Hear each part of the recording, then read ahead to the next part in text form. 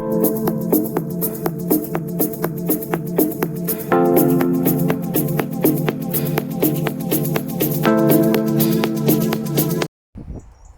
everybody, how's it going? Wanted to do a video today on aeration and us changing tines, getting ready to do some micro-coring on our greens. Come on in and have a look. Good gloves on, wire brush, and you just start cleaning them up like that.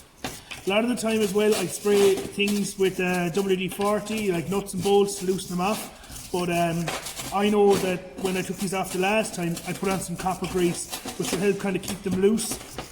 So they should come off fairly easily, shouldn't have any major issues. Okay. Let's do the top as well. As I said, it's a kind of a dirty job, a lot of bits and pieces, a lot of muck flying around with this job, so better off give them a quick rub before they go back on.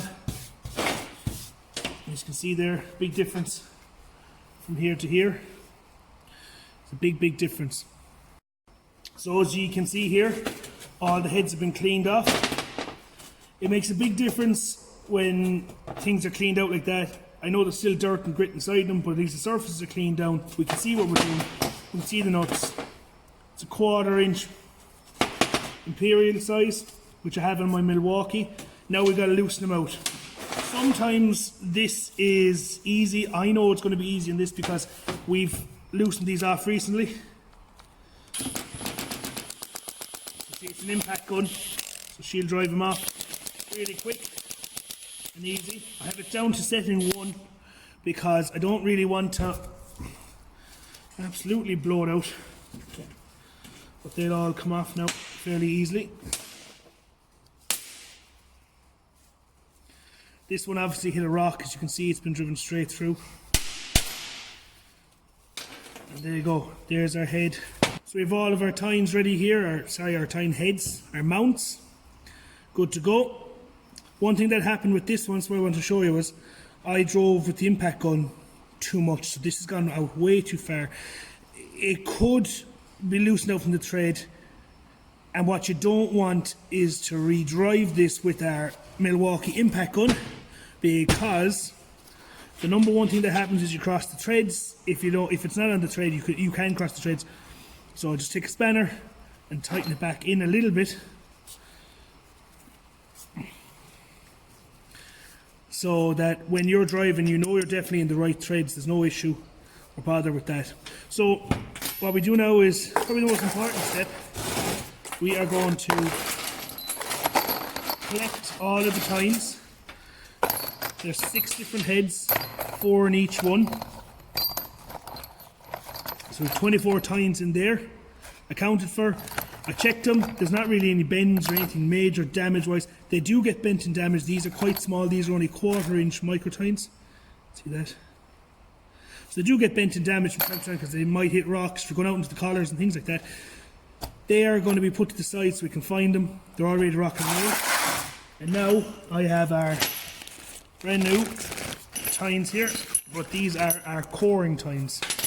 So if you see the difference, solid tine or needle tine, and then a coring tine. So as you can see, even like that. These are solid, they're like a little missile. They go in, they break, they don't do anything, as in they don't take anything away. Then you've got these coring tines, and as you can see there's a hole. So they go down into the green, catch the core, and fire it out. They fire it out here, and then you're left with all the cores and the greens. You've got to collect them.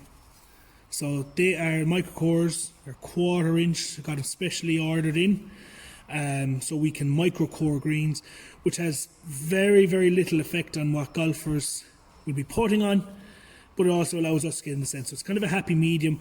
This is not going to replace the full core that we will use on our big verticore machine. This is just for a quick job on them. So all we do now is put them in place. This is the front, so make sure that they face the front just so I can see if there's any blockages. We put in all 4, sorry. 2, 3, 4. Make sure they're all facing the right way. Tighten it up, ready to go. So I've all the cores gone onto all the different heads. Now it's very easy, you just got to mount them through that hole onto the machine with an Allen key. So we now have the head ready to go. All we've got to do is put it onto the shaft, tighten it up with our 6mm Allen key. Make sure it's straight as you go on. It's important to make sure it's straight and that they're all at the same height. This ensures all of them will aerate to the same depth.